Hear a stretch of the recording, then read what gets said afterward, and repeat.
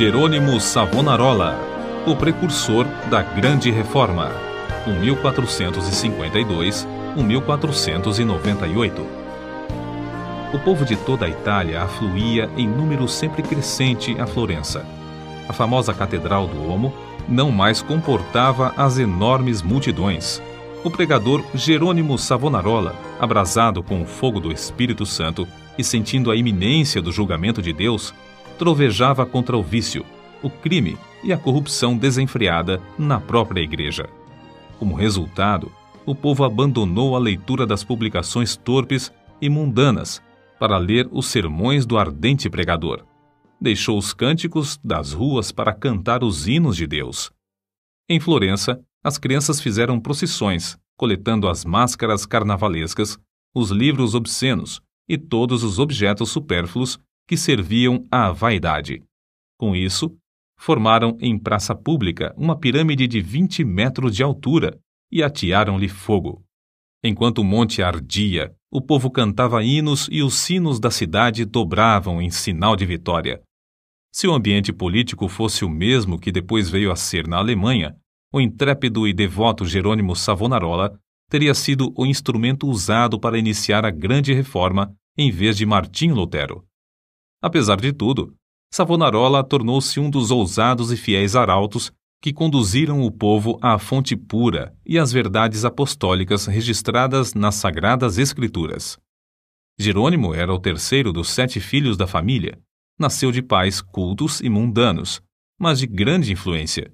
Seu avô paterno era um famoso médico na corte do Duque de Ferrara, e os pais de Jerônimo planejavam que o filho ocupasse o lugar do avô. No colégio, era aluno esmerado, mas os estudos da filosofia de Platão e de Aristóteles deixaram-lhe a alma sequiosa. Foram, sem dúvida, os escritos de Tomás de Aquino que mais o influenciaram, a não ser as próprias Escrituras, a entregar inteiramente o coração e a vida a Deus. Quando ainda menino, tinha o costume de orar, e ao crescer, o seu ardor em orar e jejuar aumentou. Passava horas seguidas em oração. A decadência da igreja, cheia de toda qualidade de vício e pecado, e ainda o luxo e a ostentação dos ricos, em contraste com a profunda pobreza dos pobres, magoavam-lhe o coração. Passava muito tempo sozinho nos campos e à beira do rio Pó, em contemplação perante Deus, ora cantando, ora chorando, conforme os sentimentos que lhe ardiam no peito. Quando ainda jovem, Deus começou a falar-lhe em visões. A oração era a sua grande consolação. Os degraus do altar, onde se prostrava horas a fio, ficavam repetidamente molhados de suas lágrimas. Houve um tempo em que Jerônimo começou a namorar certa moça florentina. Mas quando ela mostrou quanto era desprezível que um membro de sua orgulhosa família Strozzi pudesse se unir a um Savonarola, Jerônimo abandonou para sempre a ideia de casar-se. Voltou a orar com crescente ardor. Enjoado do mundo, desapontado acerca dos seus próprios anelos, sem achar uma pessoa compassiva a quem pudesse pedir conselhos, e cansado de presenciar as injustiças e perversidades que o cercavam, coisas que não podia remediar, resolveu abraçar a vida monástica. Ao apresentar-se no convento, não pediu o privilégio de se tornar monge, mas rogou que o aceitassem para fazer os serviços mais vis, da cozinha, da horta e do mosteiro. Na vida do claustro, Savonarola passava ainda mais tempo em oração, jejum e contemplação perante Deus. Sobrepujava todos os outros monges em humildade, sinceridade e obediência, sendo apontado para lecionar filosofia, atividade que exerceu até sair do convento.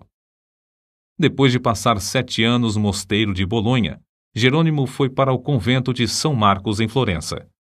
Grande foi o seu desapontamento ao ver que o povo florentino era tão depravado como os dos demais lugares. Até então ainda não reconhecia que somente a fé em Deus salva o pecador. Ao completar 1 ano no convento de São Marcos, foi apontado instrutor dos noviciados e, por fim, designado pregador do mosteiro. Apesar de ter ao seu dispor uma excelente biblioteca, Savonarola utilizava-se mais e mais da Bíblia como seu livro de instrução. Sentia cada vez mais o terror e a vingança do dia do Senhor que se aproxima e, às vezes, entregava-se a trovejar do púlpito contra a impiedade do povo. Eram tão poucos os que assistiam às suas pregações que Savonarola resolveu dedicar-se inteiramente à instrução dos noviciados. Contudo, como Moisés, não podia escapar à chamada de Deus. Certo dia, ao dirigir-se a uma feira, teve repentinamente uma visão dos céus abertos por onde passavam, perante seus olhos, todas as calamidades que sobrevirão à igreja. Então, lhe pareceu ouvir uma voz do céu ordenando-lhe anunciar aquelas coisas ao povo. Convicto de que a visão era do Senhor, começou novamente a pregar com voz de trovão. Sob a nova unção do Espírito Santo, a sua condenação ao pecado era feita com tanto ímpeto que muitos dos ouvintes, ao fim da prédica, saíam andando atordoados, sem falar, nas ruas. Era coisa comum, durante seus sermões, homens e mulheres de todas as idades e de todas as classes romperem em veemente choro. O ardor de Savonarola na oração aumentava dia após dia, e sua fé crescia na mesma proporção. Frequentemente, ao orar, caía em êxtase. Certa vez, enquanto sentado no púlpito, sobreveio-lhe uma visão durante a qual ficou imóvel por 5 horas. Nesse período, todos os presentes à igreja contemplaram o rosto do pregador brilhando. Em toda a parte onde Savonarola ministrava, seus sermões contra o pecado produziam profundo terror. Os homens mais cultos começaram então a assistir às pregações em Florença. Foi necessário realizar as reuniões na Duomo, onde continuou a pregar durante 8 anos. O povo se levantava à meia-noite e esperava na rua até a hora de abrir a catedral. O corrupto regente de Florença, Lorenzo Médici, experimentou todas as formas de abordagem, a bajulação, as peitas, as ameaças e os rogos, para induzir Savonarola a desistir de pregar contra o pecado, especialmente contra a perversidade do regente. Por fim, vendo que tudo era debalde, contratou o famoso pregador Frei Mariano para falar contra Savonarola. Frei Mariano pregou um sermão, mas, pelo fato de o povo não ter prestado atenção à sua eloquência e astúcia, ele não ousou continuar. A essa altura, Savonarola profetizou que Lorenzo, o Papa e o rei de Nápoles morreriam dentro de 1 ano, e assim sucedeu. Depois da morte de Lorenzo, Carlos VIII da França invadiu a Itália, e a influência de Savonarola aumentou ainda mais. O povo abandonou a literatura torpe e mundana para ler os sermões do famoso pregador.